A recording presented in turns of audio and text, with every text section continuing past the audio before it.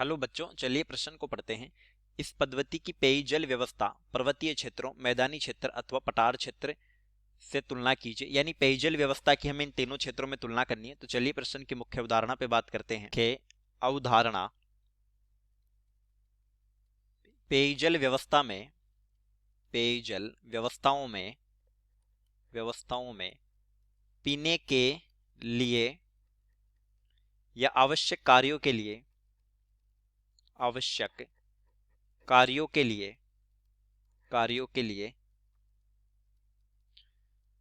तालाब, बांध, खड़ीन आदि की सहायता से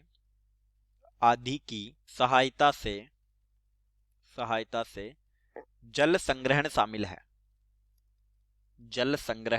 शामिल है। अब देखिए, पेयजल व्यवस्था पर्वतीय क्षेत्रों में, मैदानी क्षेत्र और पठारी क्षेत्र। तो हम एक तरफ लिखते हैं पर्वतीय क्षेत्र, यहां लिखते हैं मैदानी क्षेत्र और यहां लिखते हैं पठारी क्षेत्र।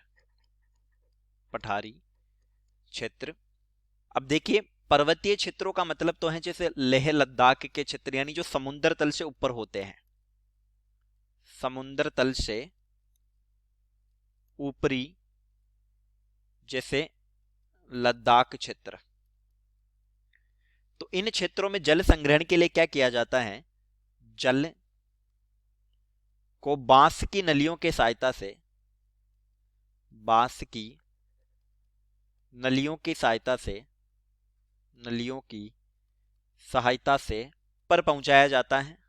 ऊपर पहुंचाया जाता है।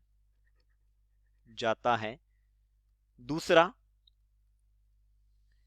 कि जिंक का यहां पर प्रयोग किया जाता है, क्योंकि जिंक ग्लेशिएशन से पानी उपलब्ध करवाता है। जिंक का जल संरक्षण में प्रयोग होता है, या जिंक का जल की आपूर्ति में प्रयोग होता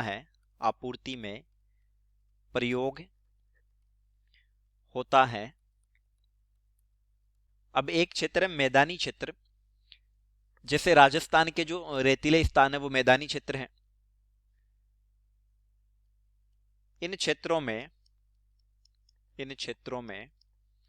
तालाब, बावड़ियों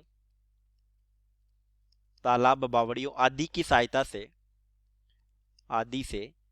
वर्षा जल संग्रहण होता है। जैसे राजस्थान के जैसलमेर में खड़ीन की सहायता से क्या होता है? जल संग्रहण होता है। ये बावड़ी जैसा ही एक प्रकार है। पठारी क्षेत्र, ये क्षेत्र होते हैं महाराष्ट्र में, यानी जो पठारी इलाके हैं, इन क्षेत्रों में ढलान वाले स्थान पर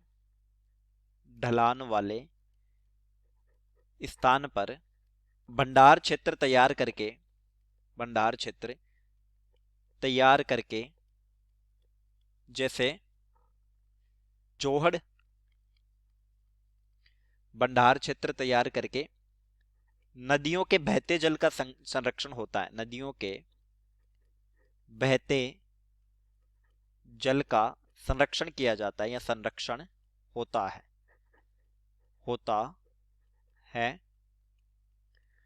तो ये तीनों क्षेत्रों में पेयजल की तुलना की हमने। चलिए, उम्मीद करता हूं प्रश्न समझ आया होगा। धन्यवाद।